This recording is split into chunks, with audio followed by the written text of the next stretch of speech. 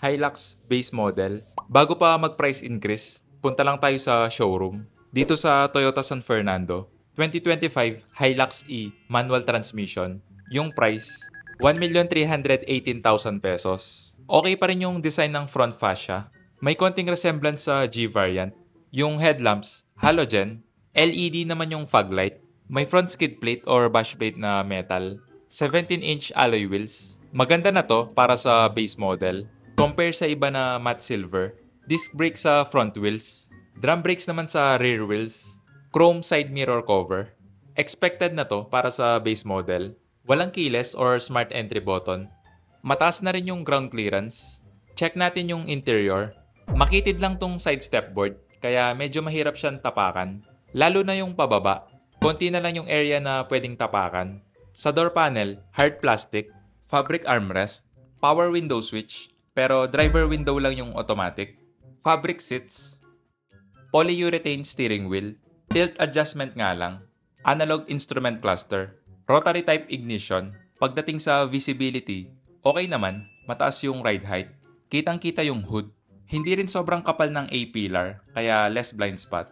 8-inch infotainment screen. Okay na rin to para sa base model. Hindi siya yung katulad sa Fortuner G. Dual zone climate control. Para sa base model, hindi na rin lugi. Hindi katulad sa iba na manual or dial type na medyo masakit sa mata. May USB-A port at 12-volt socket. 6-speed manual transmission.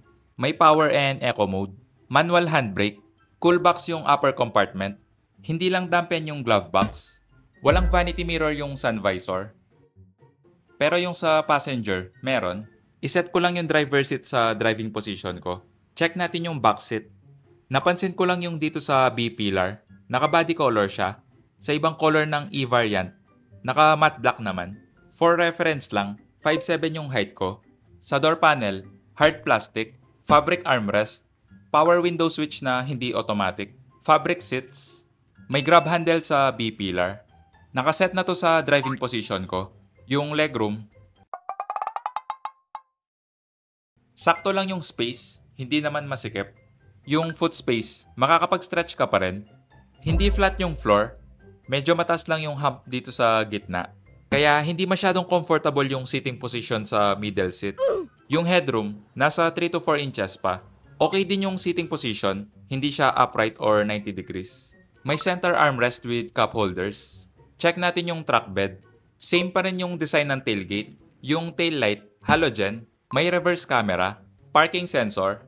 Wala nga lang tailgate assist, kaya expect nyo na mabigat tong tailgate.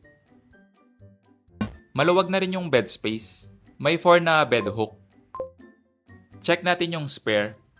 Same sa stock wheels. Pagdating sa suspension, alam nyo na, leaf spring. Expect nyo na yung firm or stiff ride. Kung sa highway nyo naman gagamitin ng madalas, okay lang yung ride quality. Pero kung pangit yung road condition, expect nyo na bouncy ride or matalbog. Pagdating sa engine, 2.4 liter turbocharged diesel engine. Wala akong idea sa performance kasi manual transmission to. Sigurado na medyo magkaiba yung driving experience compare sa Matic. Pa-like na lang and subscribe. Paalam.